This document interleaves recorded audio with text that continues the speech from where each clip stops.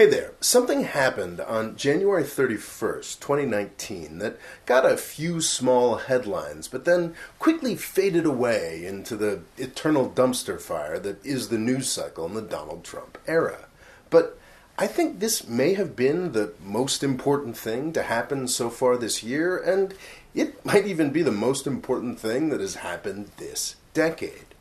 In effect, the European Union just declared independence from the United States.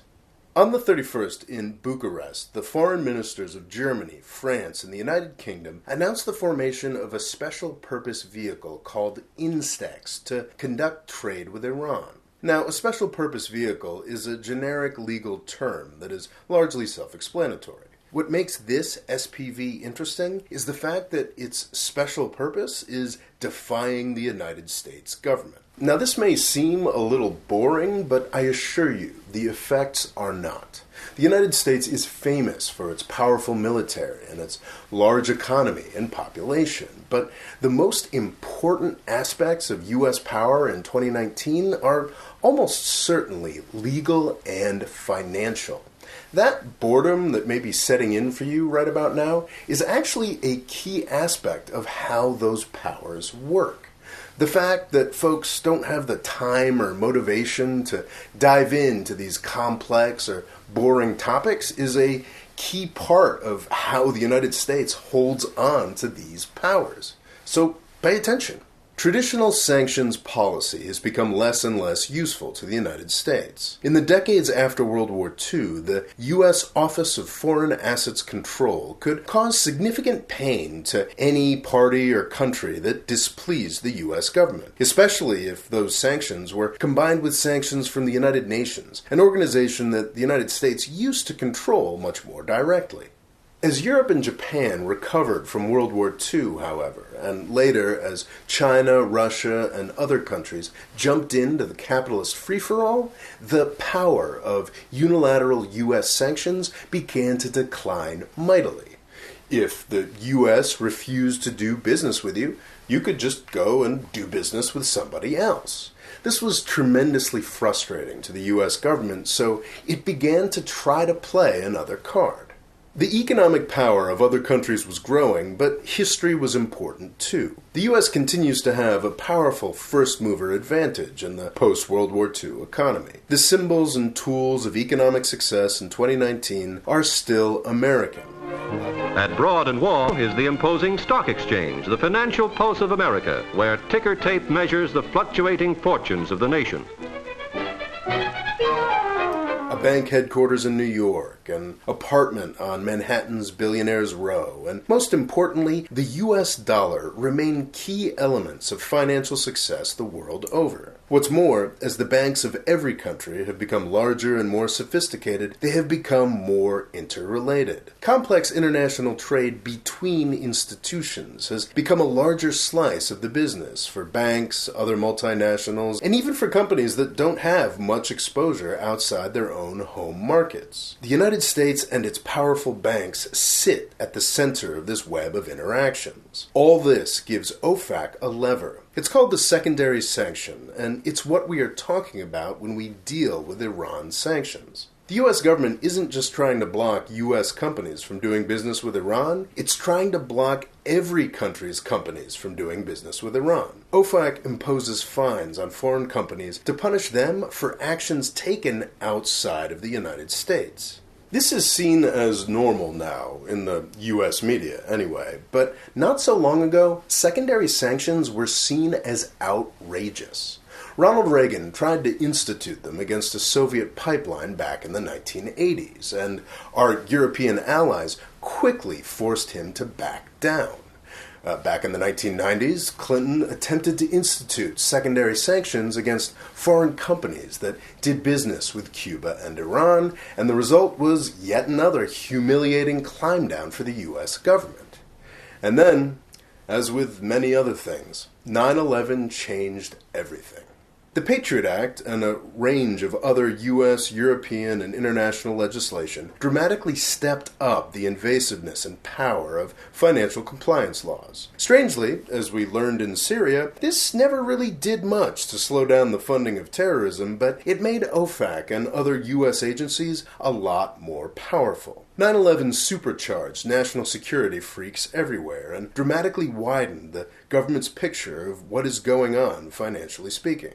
Power tends to accumulate, and Washington, D.C.'s powers have already spread far beyond counterterrorism. 2010's FATCA, the Foreign Account Tax Compliance Act, turned the IRS into a sort of supercharged OFAC. Other doctrines and agencies, like the Foreign Corrupt Practices Act and the Department of Justice, have been dusted off and employed to make the U.S. ever more powerful, reaching ridiculous heights like the arrest of a Chinese businesswoman in Canada a couple months back. So far, Washington, D.C.'s legal and financial power over the world has only grown since 9/11.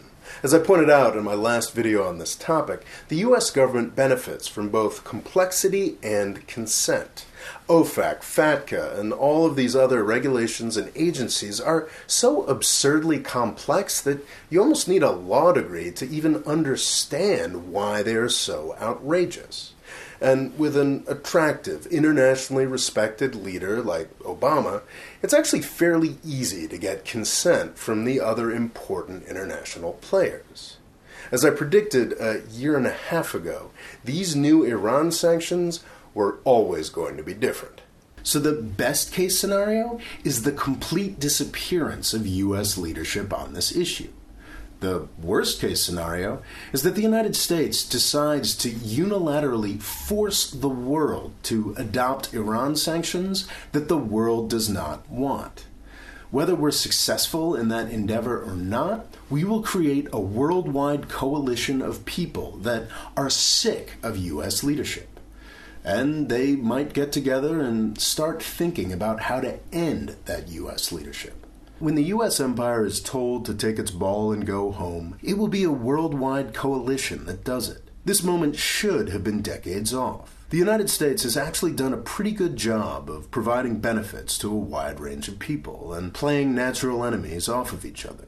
Most of the components of any broad U.S. alliance have more reason to be suspicious of each other than they do of the United States. Sane leadership from the U.S. presidency should have meant decades before we had to worry about a Suez moment. But this Iran deal issue risks creating a real international anti-U.S. coalition today, not decades from now. And it's already started to happen.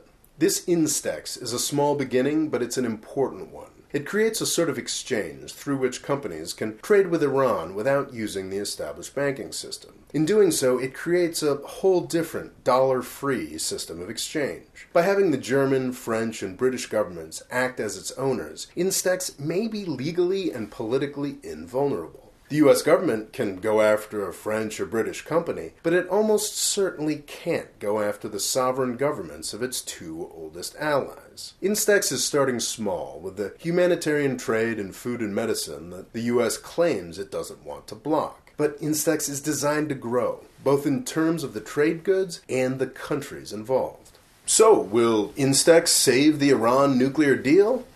My hunch is probably not. Iran just isn't important enough to Europe to justify antagonizing the U.S. to the degree that would be necessary. Also, with oil prices where they currently are, I don't expect China and India to want to sign up for the headache of trying to make a larger INSTEX work. But don't let people sell this short.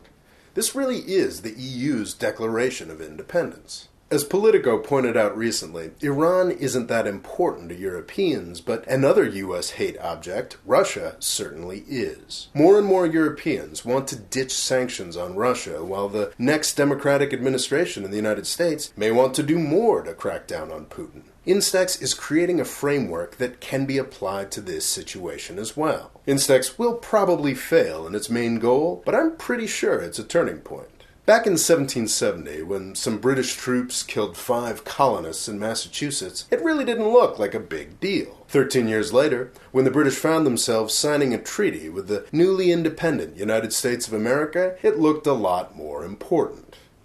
The Boston Massacre is now probably the most well-known historical event that happened in 1770.